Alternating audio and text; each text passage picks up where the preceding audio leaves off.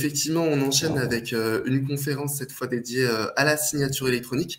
On en a longuement parlé depuis ce matin, Yves. Effectivement, j'ai vu que tu avais suivi une bonne partie de la matinée. Je pense que tu as entendu beaucoup de choses sur la signature électronique. On Oui, va quand oui, même oui. revenir dessus. C'est un jalon essentiel de la confiance. Pour traiter le sujet, justement, je suis ravi d'accueillir François Dévoret. Bonjour François. Bonjour. Bonjour tout Tu le es monde. président fondateur de Lex Persona. Et puis Yves Le Quérec, le fameux, attendu comme le Messi presque, vice-président de la FNTC. Bonjour Yves. Bonjour à tous. Alors, je vous propose de vous présenter brièvement. Je vais partager vos présentations en quelques mots. On va commencer par toi, François, si tu veux bien. Hop, tu me dis quand changer de diapo. Très bien.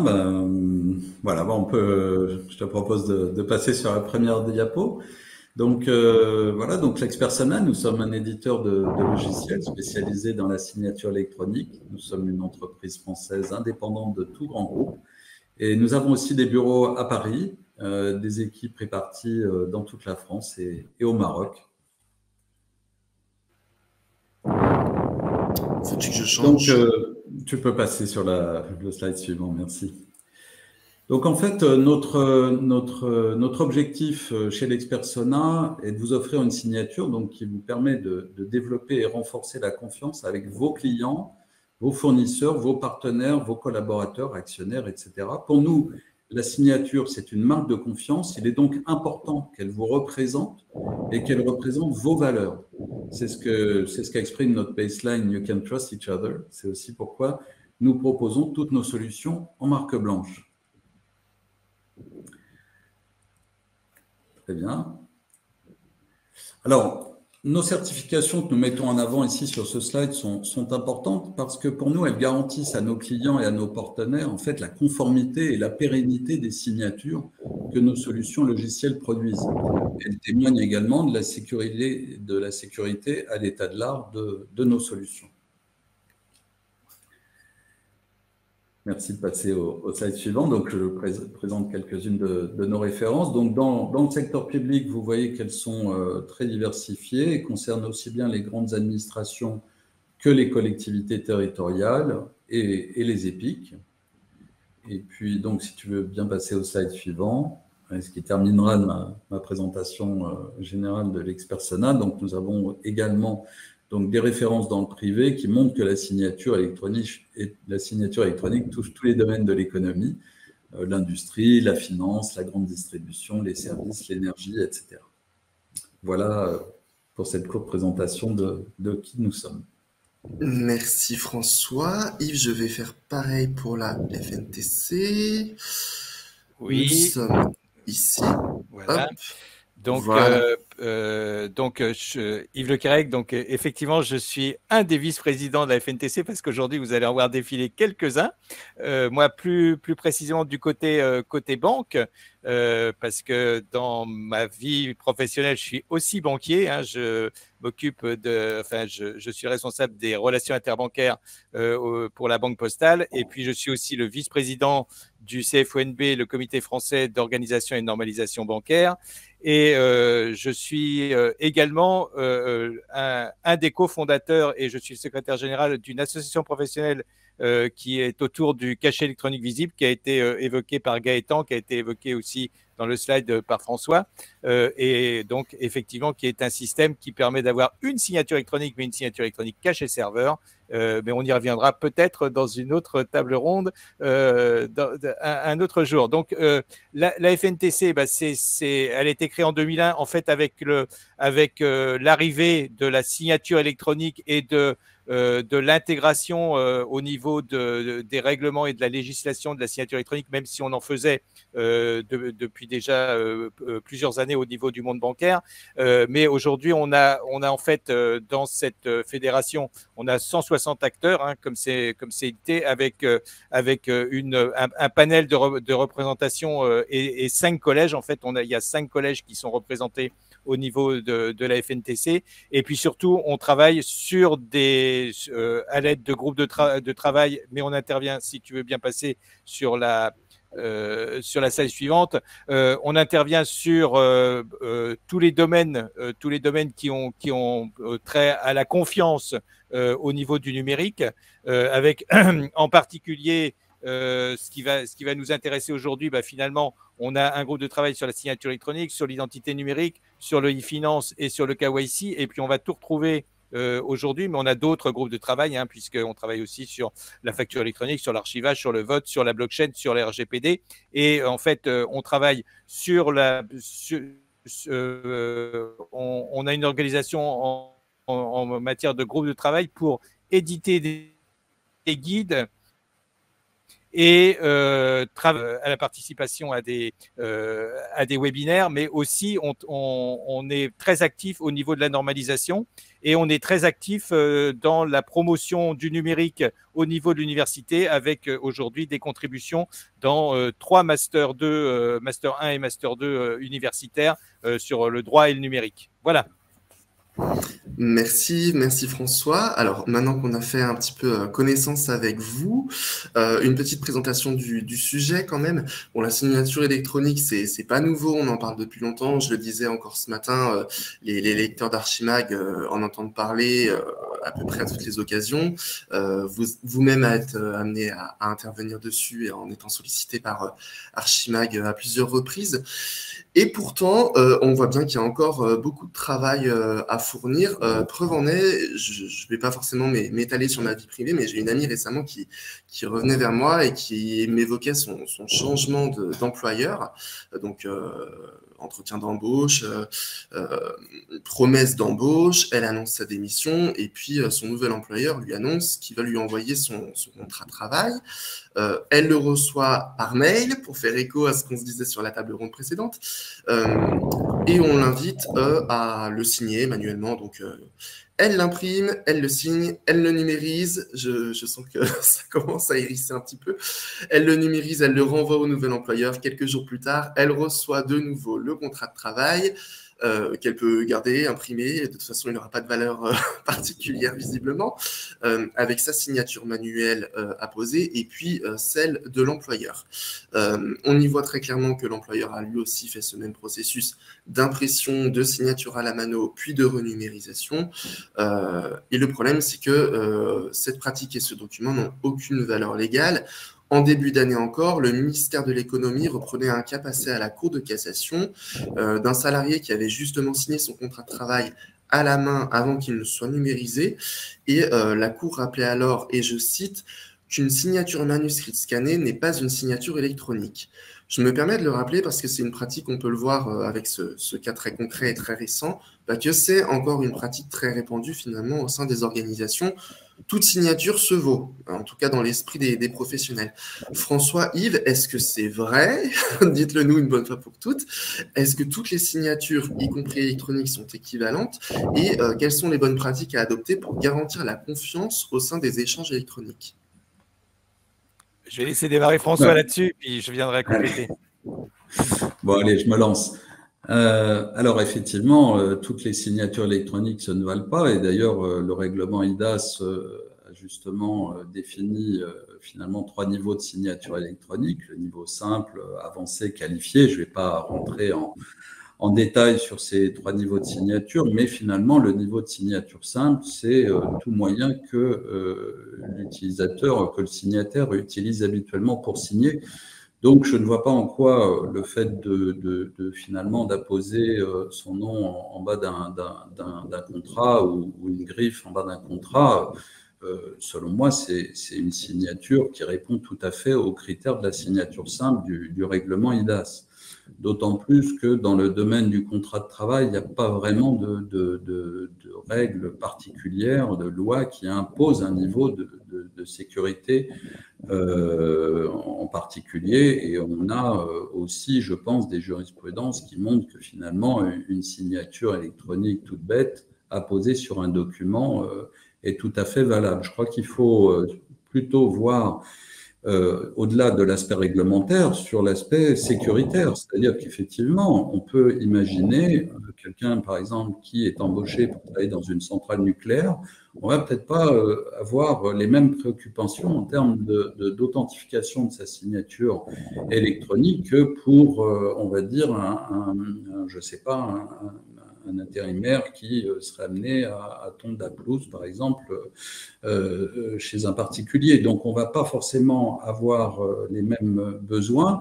Et là, moi, ce que je voudrais surtout réagir par rapport à la présentation, à la description que tu as faite du processus, Fabien, moi, ce que je trouve surtout critique, c'est au-delà de la sécurité, c'est le gaspillage incroyable de ressources informatiques qui est utilisé dans le processus, parce que ce soit les pièces jointes, bon, déjà, c'est pas terrible, mais en plus, le fait d'imprimer, de les signer à la main et de les scanner, on se retrouve avec des documents extrêmement volumineux, souvent parfois même qui sont pris en photo par le signataire, pour envoyer ça sous forme de pièces jointes. Et alors, on a des mails absolument d'une taille astronomique qui font plusieurs mégaoctets.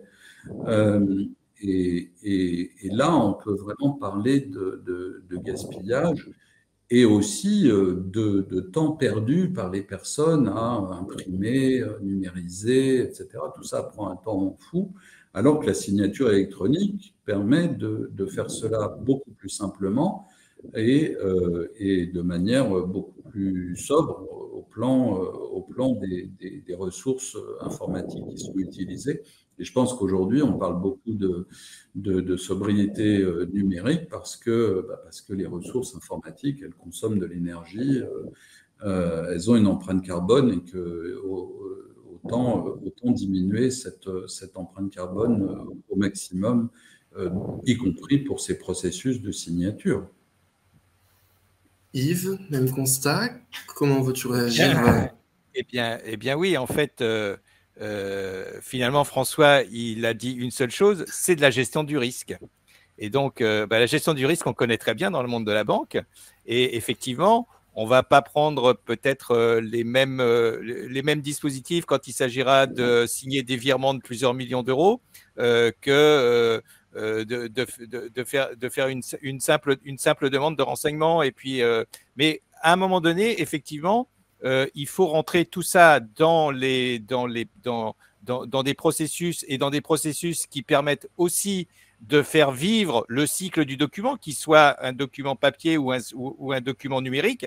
Et ce qui nous intéresse là, c'est plutôt le cycle de document numérique, parce qu'effectivement, imprimer, rescanner et après archiver, parce qu'il faudra aussi archiver. Et qu'est-ce qu'on fait pour l'archivage? Est-ce qu'on fait de l'archivage avec de la numérisation fidèle pour retrouver tous ces documents? De toute façon, à la fin, le seul qui pourra établir et qui pourra juger, c'est le juge. En cas de litige, c'est le juge qui va départager tout le monde. Après, il faut lui amener des faisceaux, des faisceaux qui permettent d'orienter sa décision. Mais je pense que Maître Éric Caprioli et Maître Pascal Agostí cet après-midi présenteront tout ça, toute cette partie. Mais effectivement, aujourd'hui, essayons de faire simple, pas faire de la signature simple, mais essayons de faire de la signature simplement.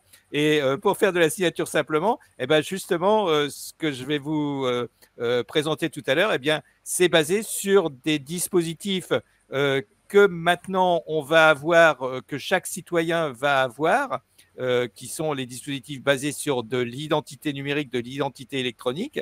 Et à ce moment-là, eh bien, appuyer ces systèmes de signature par l'utilisation de ces moyens d'identification, parce que ce qui est très important, c'est d'authentifier le signataire.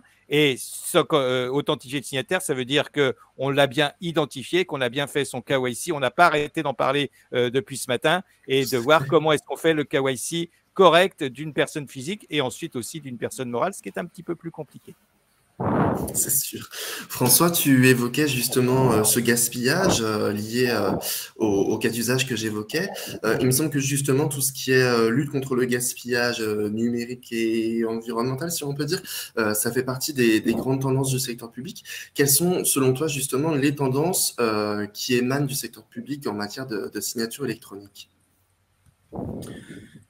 Alors, aujourd'hui, ce qu'on observe dans le secteur public, c'est qui est en France un précurseur en matière de signature électronique. On peut se rappeler au début des années 2000 avec la signature de la déclaration d'impôt, qui a été une des premières applications en France. Et puis, bien sûr, derrière, les marchés publics, les flux Helios, etc. Donc, l'État a toujours été, en France en tout cas, un précurseur en matière de déploiement et de développement de la signature électronique.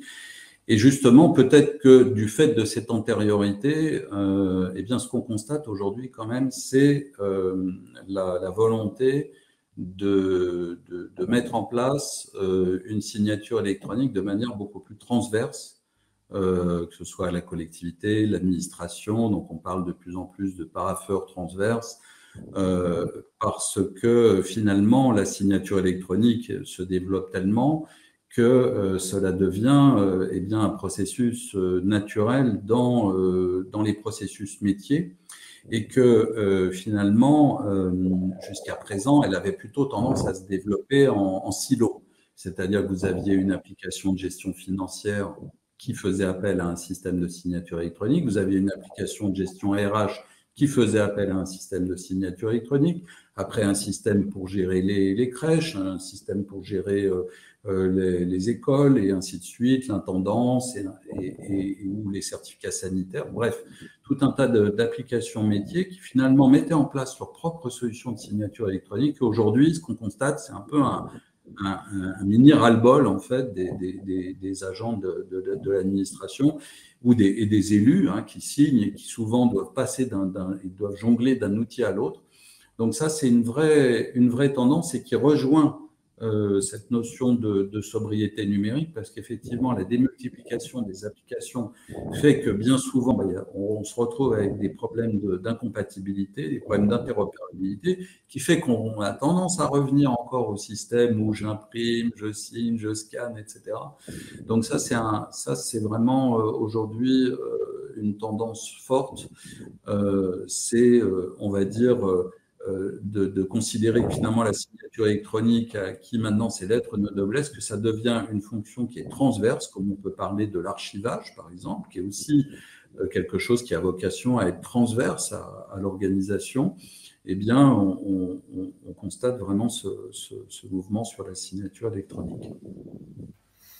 Merci François pour ce décryptage de tendance. Je vais partager dans un instant des ressources de l'ex-persona très intéressantes en la matière.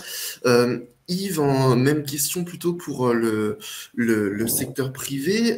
Est-ce que vous avez aussi des cas d'usage éventuellement à partager avec nous, que François pourra bien sûr compléter? Alors, sur les cas d'usage, il y a les cas d'usage professionnels, parce que dans le monde bancaire, ça fait très longtemps, puisque ça fait 25 ans qu'on utilise de la signature électronique pour faire des signatures entre les entreprises et les banques. Et d'ailleurs, c'est cette longue démarche qui a fait qu'on a aussi été adopter des principes qui ont été élaborés par l'administration et par l'État, notamment justement dans ce qu'a évoqué François dans les années 2000, dans le démarrage des années 2000, et on s'est rallié à tout ce qu'avait fait l'État, et aussi à tout ce qu'avait fait, à tout ce qui avait été édité dans les politiques, la politique, les référentiels généraux de sécurité, la politique de référence intersectorielle de sécurité. Toutes ces politiques, eh bien, on les a aussi adoptées, on a développé nos produits autour de ça, et quand le règlement EIDAS est arrivé, bien évidemment, on s'est rallié aussi sur le côté du règlement EIDAS. Donc aujourd'hui, dans cette partie professionnelle, on l'utilise beaucoup. Dans la partie plus qu'on appelle le retail, donc dans la partie où on va travailler avec le grand public, c'est plutôt des solutions où on est avec de la signature dite à la volée, c'est-à-dire qu'on va produire le certificat de signature, mais cette partie-là, elle a quand même une limite, c'est qu'il faut effectivement, comme ça a été montré ce matin, il faut faire le KYC à chaque fois, il faut faire le KYC de l'utilisateur, et comme on a de plus en plus d'usurpation d'identité, comme on a de plus en plus de fraude à ce niveau-là, eh bien, il faut monter dans tous ces processus. Et ce qui peut être aujourd'hui appliqué, ce qui est déjà appliqué dans la signature électronique professionnelle avec le recours à des identités numériques, eh bien, il faut aussi l'utiliser, et il faudra aussi l'utiliser. Ça a été présenté avec la solution It's Me, et puis c'est ces solutions qui vont se diffuser à partir de maintenant. Donc, effectivement, aujourd'hui, il y a beaucoup de solutions qui sont utilisées, mais elles ont besoin aussi d'avoir de plus en plus d'exigences en matière de KYC, en matière d'identification, et donc de permettre à ce qu'il n'y ait pas d'usurpation d'identité, puisque aujourd'hui, c'est bien là-dessus, c'est bien ce problème qu'il faut combattre. François, c'est l'écueil que tu observes également auprès de vos clients privés? Pardon, excuse-moi Fabien, est-ce que tu peux...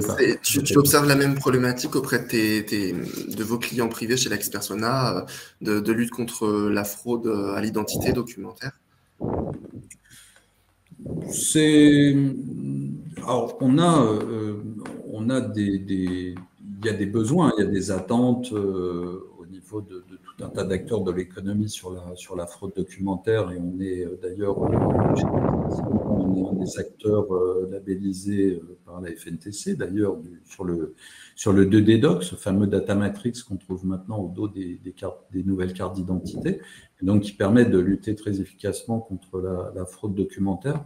Donc oui, il y a des besoins qui se développent dans différents domaines, que ce soit la santé, que ce soit la sécurité routière et d'autres, et tout un tas de domaines. On agit sur cette partie-là. Mais c'est on va dire, c'est un des aspects. Je crois qu'aujourd'hui, il y a vraiment un équilibre à trouver entre la sécurité, la lutte contre la fraude, et puis aussi la transformation numérique qui est vraiment nécessaire, importante. La vraie transformation numérique, c'est qu'elle consiste à signer nativement des documents électroniques, et là où il faut vraiment toujours avoir en tête cet équilibre, le niveau de sécurité que l'on souhaite mettre en place, et la facilité du processus de signature. Encore une fois, je pense que c'est vraiment très important de mettre davantage de pieds à l'étrier de nos entreprises et de nos concitoyens, avant peut-être de chercher forcément le système universel.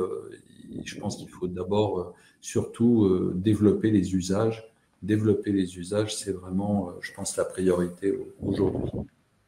On en parlera un peu plus tard de cette façon et de vos engagements, surtout de vos actions menées pour développer ces usages, justement. Avant ça, Yves, François évoquait justement les certifications, les démarches mises en place par la FNTC. Est-ce que tu peux nous en dire un peu plus sur les évolutions qui vont arriver en termes de normes et de réglementation? Et je partage immédiatement la suite de la présentation de ce matin. Et voilà.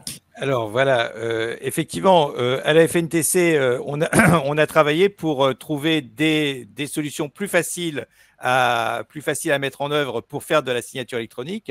Et donc, on est arrivé sur ce que j'appelle un cocktail gagnant, c'est-à-dire de coupler l'identité numérique avec des dispositifs de création, des QSCD, des dispositifs de création de la signature à distance qui sont hébergés et qui restent hébergés au sein de l'autorité de certification, qui permettent d'avoir la qualification EIDAS, donc de faire une véritable signature électronique qualifiée, et donc d'avoir cette facilité. Donc, je vais en profiter pour le présenter. On va passer. Alors, j'ai vu, si tu peux passer la slide suivante. Donc, bon, voilà, je ne reviens pas sur l'histoire de la signature électronique et surtout de l'histoire de la signature électronique dans le monde bancaire, mais effectivement, ce n'est qu'une succession d'étapes qui fait qu'aujourd'hui, eh bien, il y a un facteur déclenchant en 2020 qui s'est appelé la crise sanitaire. Et cette crise sanitaire, elle a bien montré qu'on avait besoin d'avoir des systèmes de signature et de confiance alors qu'on a tout dématérialisé. Et c'est aujourd'hui, finalement, on surfe sur cette partie-là pour développer des nouveaux usages et des nouvelles solutions, et notamment le règlement EIDAS dans sa révision, je pense que ce sera présenté aussi cet après-midi, a aussi quelques opportunités à ce niveau-là.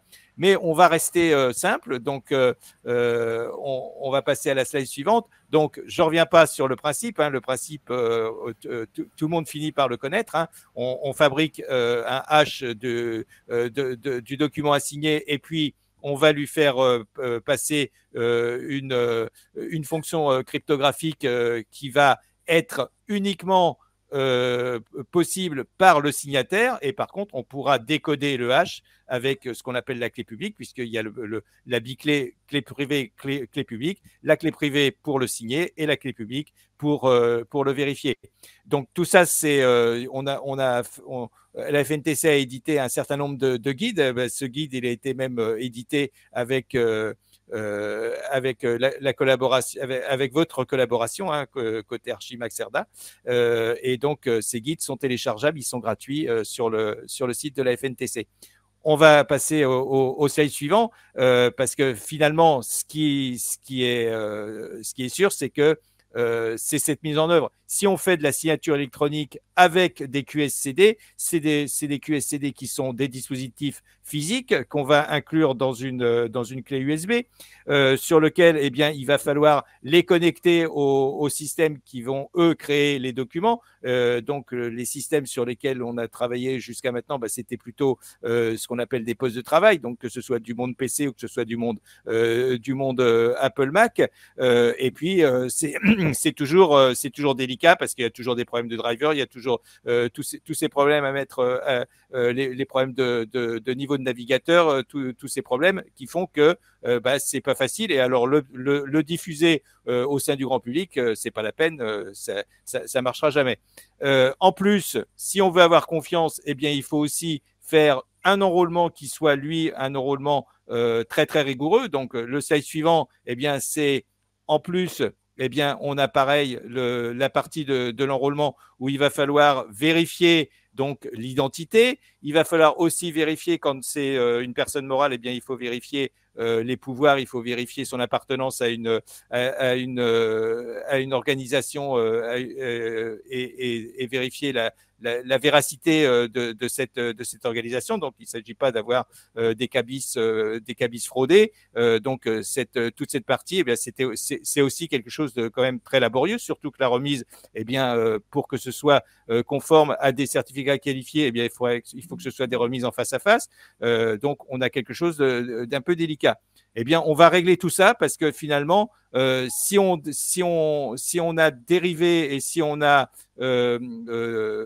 effectué toute cette vérification avec de l'identité numérique, finalement, c'est au moment de la délivrance de l'identité numérique qu'on va faire toute cette partie-là. Et nous, on va pouvoir utiliser cette identité numérique pour ensuite faire les fonctions. Alors, si c'est du professionnel, eh bien, on va faire les fonctions du KYC professionnel en plus, et on va pouvoir délivrer le certificat. Et comment est-ce qu'on va faire? Eh bien, slide suivant. Donc, ce qu'on a fait, c'est qu'on s'est dit, de toute façon, ce qui est intéressant aujourd'hui, c'est de ne plus travailler sur les postes de travail, mais de pouvoir travailler ce qu'on appelle en mobilité, donc de pouvoir travailler avec des tablettes, de pouvoir travailler avec des smartphones, et on va complètement changer cette partie-là. Slide suivant, s'il te plaît. Donc ça, ce sont les travaux qu'on a fait au niveau de la FNTC. On va sur le slide suivant. Donc, qu'est-ce qu'on fait? Eh bien, sur notre tablette, finalement, au lieu d'utiliser ce QSCD sous la forme de clé USB sur le slide suivant, donc là, on est en train d'éditer son document à signer. On pourrait le signer avec une clé USB. Finalement, on ne va pas le signer avec une clé USB. Et puis, on va aller faire toute la partie de la création de la signature et de la vérification et de l'authentification du signataire à distance au niveau de l'autorité de certification. Donc, on va prendre le slide suivant. Donc, on va retirer cette partie-là. Et on va aller chercher, grâce à des dispositifs dont on a assuré et dont on a suivi le côté de la normalisation. Donc ça, cette partie-là est très importante, ou d'utiliser des systèmes qui sont aujourd'hui disponibles en matière de protocole pour aller vérifier les identités. Donc sur le slide suivant, donc on a travaillé avec, dans le groupe de travail, on a travaillé avec certains participants faisaient partie du Cloud Signature Consortium, et derrière, ce Cloud Signature Consortium, qu'est-ce qu'il a fait? Il a édité une norme qui permet de faire toute la partie du protocole de dialogue entre la partie qui se trouve sur le poste de travail, sur le terminal, quel que soit le device, que ce soit un PC, que ce soit un smartphone, que ce soit une tablette, et puis le système de création de la signature, donc avec des protocoles de signature request. Derrière, une fois qu'on a fait cette demande, on va authentifier le signataire. Donc sur le slide suivant, on va pouvoir identifier le signataire. Donc, ce signataire, comment est-ce qu'on va l'authentifier? On va l'authentifier en lui demandant de s'identifier et s'authentifier avec son identité numérique. Donc, aujourd'hui, on travaille avec toute la partie France Connect et toutes les identités numériques de niveau substantiel ou élevé, parce qu'on n'est pas, on est avec ce qu'on appelle France Connect Plus. Donc, derrière, on va faire l'authentification sur le slide suivant. Donc la partie authentification, elle peut se faire sur le même terminal, ou elle peut se faire sur le smartphone si on travaille, si on a relié son système d'authentification sur le slide suivant, s'il te plaît. Donc on va pouvoir faire son authentification au niveau du smartphone. Donc là, on a identifié le signataire et on revient sur le système de création de signature, et ce système de création de signature va rendre le document signé. Vas-y, le slide suivant. Ah, ça marche plus. Voilà. Et donc, on a le signature response, donc toujours normalisé. Donc, on n'utilise que des protocoles qui sont des protocoles de standard ou de normes, et on a réussi à faire un système. Donc, pourquoi est-ce qu'on utilise des protocoles qui sont de standard et de normes? Pour que tout le monde puisse l'utiliser. Toutes les autorités de certification peuvent l'utiliser. Tous les éditeurs de logiciels peuvent l'utiliser. Et donc, ça, c'est très important. Et d'ailleurs, c'est déjà aujourd'hui utilisé dans le monde professionnel. Sur le slide suivant, donc là, on a réussi, voilà, la signature. Et sur le slide suivant, voilà, quelques copies d'écran qui sont sorties de logiciels qui sont aujourd'hui diffusés. Alors, c'est des logiciels professionnels, mais évidemment, le but, c'est aussi de les décliner après dans des systèmes qui soient accessibles par tout citoyen. Et pourquoi ça va être accessible par tout citoyen? C'est finalement assez simple. On va avoir notre identité numérique, donc notre carte nationale d'identité ou des identités numériques au niveau privé. Et puis en plus, ces identités numériques, elles vont être même européennes. Et avec cette identité numérique, on a déjà fait une partie du KYC, et on n'a plus qu'à s'enregistrer et à aller chercher un certificat de signature. Et là, on est vraiment dans de l'aspect de la signature personnelle. On n'est plus dans de la signature à la volée, c'est-à-dire on n'a pas émis un certificat sur lequel on a plus ou moins bien fait l'identification et donc le KYC du signataire pour être sûr que cette partie de la signature, donc elle ne peut pas être qualifiée. Là, on arrive jusqu'à une signature qualifiée EIDAS pour pouvoir l'utiliser et qui sera déclinable. Donc derrière, sur le dernier slide, évidemment toute la partie enrôlement sur l'AC et délivrance de ce certificat qui va rester au niveau de l'AC, hein, c'est dans le cloud, en fait, on est au niveau de l'AC, eh bien, on travaille également avec de l'identité numérique. Donc, on a basculé, en fait, tous les irritants de la création des certificats et aussi de l'utilisation au niveau de la signature. On l'a basculé avec l'utilisation de l'identité numérique pour faire l'enrôlement et aussi pour faire l'authentification et donc déclencher la signature. Voilà. Merci Yves pour cette démonstration très complète. On a juste quelques questions qui sont arrivées, donc j'en profite. Par ailleurs, on va lutter un peu contre le temps, mais puisqu'on a commencé un petit peu en retard, on va embrayer, il n'y a pas de souci, il n'y a pas d'autres conférences derrière nous. Quid d'un citoyen sans smartphone? Quid en cas de perte ou de vol de son téléphone? Et est-ce que Yves, tu peux préciser ce que signifie AC, s'il te plaît? Alors, c'est l'autorité de certification. Donc, l'autorité de certification, c'est l'organe de confiance qui va délivrer le certificat de signature. Donc, le certificat de signature, c'est une biclée qui va permettre de faire ces protocoles, qui va permettre de faire ce chiffrement du condensat du document, ce qui fait que si on a, en fait, au moment de la vérification, on va récupérer le condensat et puis on va le recalculer par rapport au document qu'on a reçu. Et si c'est le même, eh bien, ça veut dire qu'aucun octet, aucune modification n'a été fait sur le document. Et en plus, on va identifier le signataire, c'est-à-dire que l'autorité de certification, elle garantit que la clé de signature, elle a été délivrée au signataire qui est dûment identifié et dont on a fait la vérification de l'identité, voire la vérification aussi des pouvoirs, si jamais c'est de la signature professionnelle, c'est-à-dire qu'il appartient bien à la société et qu'il avait les pouvoirs pour signer les documents sur lesquels on est en train de travailler. Alors, qu'est-ce qui se passe si on n'a pas de smartphone? Évidemment, c'est sûr que aujourd'hui, la partie identité électronique, elle est basée sur l'utilisation et sur le transfert au niveau du smartphone. C'est quand même l'outil le plus simple à utiliser.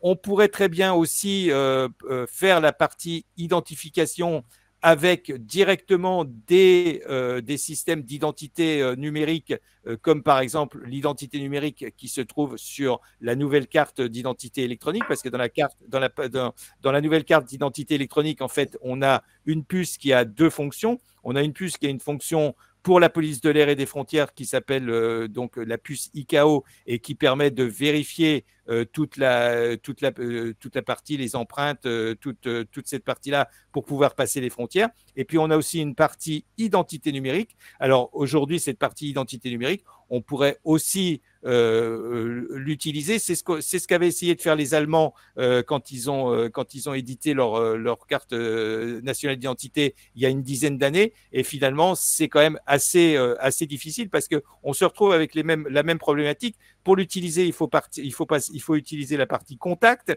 Et puis, cette partie contact, il faut un lecteur. Le lecteur, il faut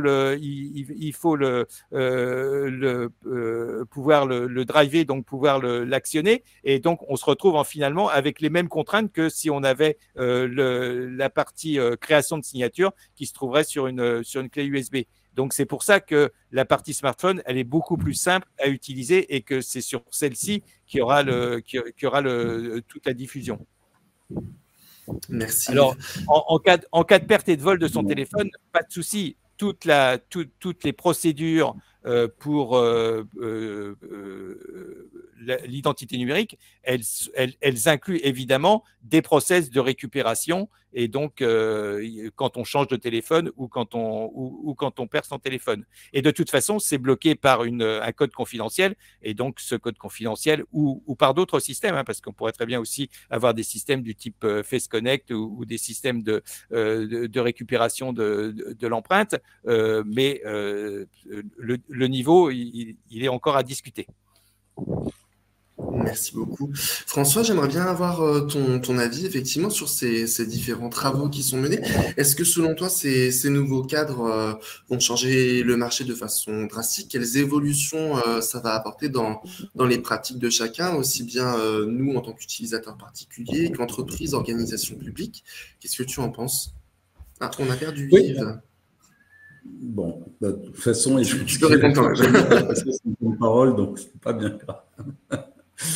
Je pense que ce qu'il faut, enfin, je pense qu'il y a effectivement au niveau des tendances qu'on peut remarquer avec IDAS V2 et puis un petit peu ce qu'a expliqué Yves Le Quérec, c'est qu'il y a effectivement un déplacement vers le rôle de plus en plus important de l'identité numérique. C'est-à-dire que au début des années 2000, avec la directive sur la signature électronique, puis le règlement IDAS, tout le monde a essayé d'avancer sur la signature électronique, mais en fait, la problématique en termes de sécurité, et pour aller vers de la signature qualifiée, qui est un petit peu le Graal que tous les systèmes, tous les opérateurs et toutes les plateformes de signature électronique rêvent, c'est de proposer la signature électronique qualifiée pour tout le monde. Et ce qu'on se rend compte, c'est qu'en fait, ceci ne peut être atteint qu'avec le développement des identités numériques. Parce que finalement, ce qui importe, c'est de savoir qui se cache derrière l'écran lorsque la personne signe. Est-ce que la personne est bien celle qu'elle prétend être? Et en fait, vouloir régler ce problème par une vérification en temps réel de la pièce d'identité, de faire une visioconférence où on va essayer de demander à la personne de présenter son passeport ou sa pièce d'identité, etc., on voit que c'est extrêmement complexe et pas du tout adapté à la simplicité des transactions qu'on attend aujourd'hui. Et donc, l'identité numérique va être véritablement ce qui va venir un petit peu au secours du développement en fait des systèmes de signature électronique. C'est tout simplement le fait que, d'une manière assez simple, avec son téléphone, sa carte d'identité ou d'autres moyens, eh bien, l'utilisateur va pouvoir s'authentifier et le système de signature électronique, finalement, lui, eh bien, il va créer à la volée un mécanisme de signature électronique qui va s'appuyer sur cette identité.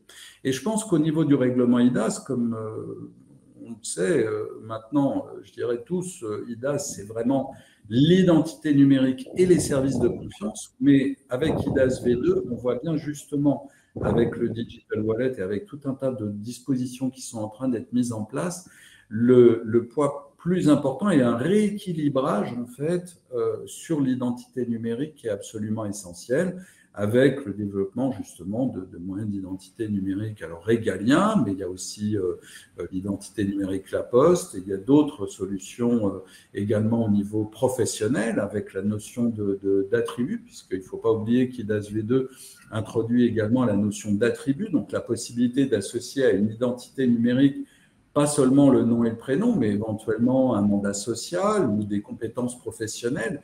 Et finalement, c'est ça qui est intéressant dans la confiance et dans le développement de la confiance. C'est pas simplement d'avoir d'avoir une information sur l'identité de la personne. Moi, si je veux une signature, une ordonnance signée par un médecin, son nom, c'est important, certes, mais qu'il soit médecin, c'est peut-être là l'essentiel. Le plus important. On voit que véritablement l'importance sur l'identité numérique qui va se développer.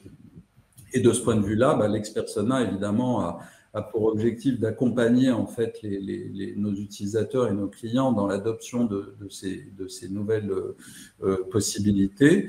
Et j'en profite pour citer notre plateforme Lex Community, qui est la plateforme 100% gratuite de signature électronique à distance et que l'on a construit, que l'on a mis en ligne en fin d'année dernière, qui est essentiellement destiné aux particuliers, aux TPE, aux associations, aux professions libérales, aux indépendants, qui est véritablement 100% gratuite, qui n'a pas du tout vocation à proposer des solutions payantes derrière. C'est vraiment ciblé sur la possibilité pour tout un chacun de signer électroniquement gratuitement et on ambitionne de pouvoir faire évoluer cette plateforme pour tirer parti des nouveaux moyens d'identité numérique qui vont se développer au fil du temps. Et ça rejoint effectivement ces enjeux de démocratisation de signature électronique que tu évoquais un peu plus tôt, François. On a une question qui est arrivée parmi nos participants. Avec eIDAS V2, peut-on dire que les AC vont justement perdre de l'intérêt et donc du marché, notamment dans le cadre du service qualifié de délivrance de certificats qualifiés?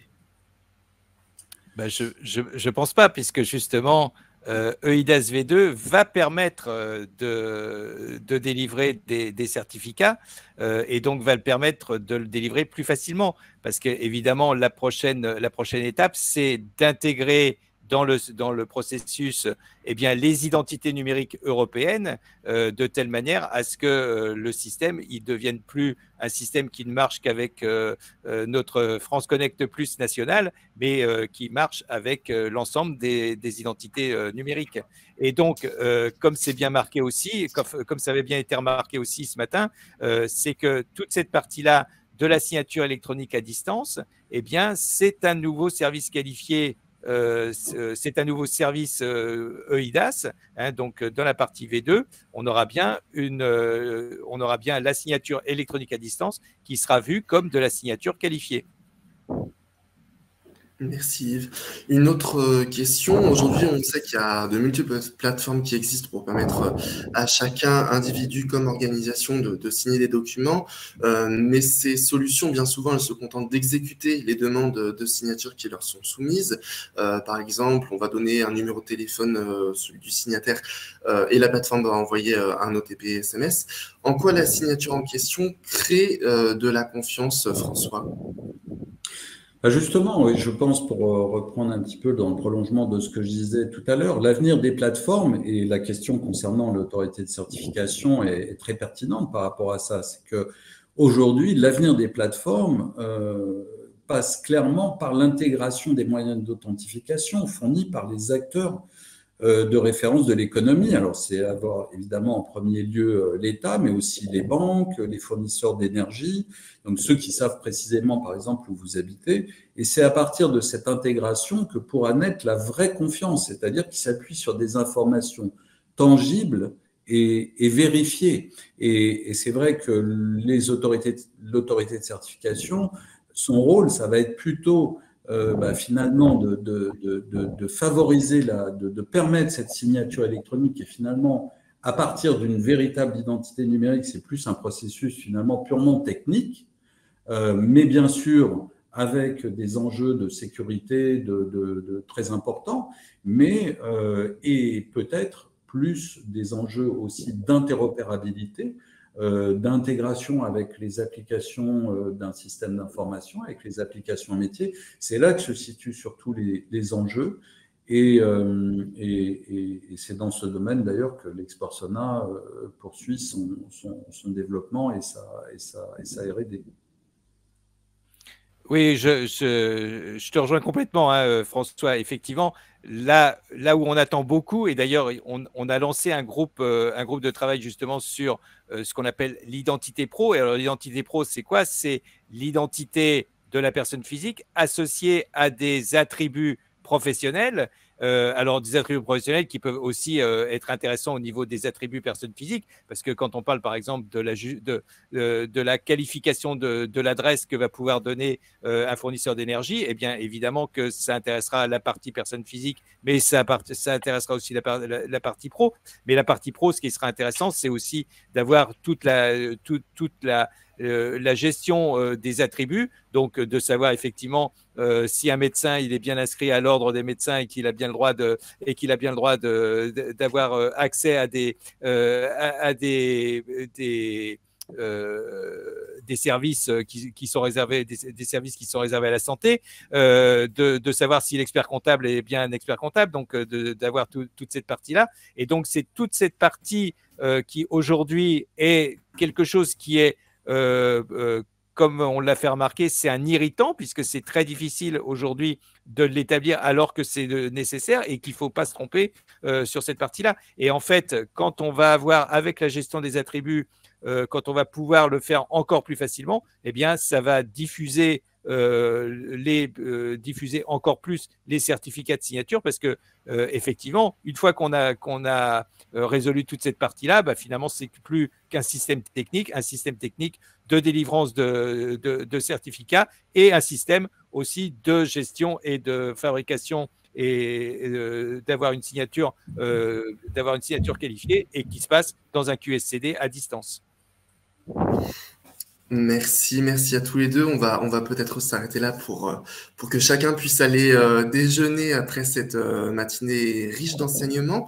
Je rappelle simplement, effectivement, je vous ai mis dans le chat des différents supports, notamment les guides publiés par la FNTC et également la page de l'ex-community que François évoquait précédemment. Un petit mot également sur le programme de l'après-midi, et Eric, sans se consulter, je vois que tu nous as rejoint. Oui. À 14h, vous retrouverez justement Eric sur la séquence archivage électronique que certains participants réclamaient ce matin. Est-ce que tu veux nous en parler brièvement? Eh ben non, il faudra être là à 14h pour en savoir plus. Non. Je réaffiche le programme complet, comme ça tout le monde l'a sous les yeux. 14h45, le fameux guichet juridique en présence de nos avocats qui répondront aux questions du public en direct.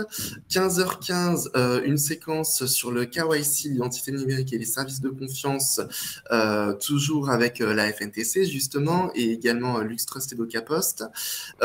Et enfin, à 16h, la keynote de clôture, encore avec la FNTC.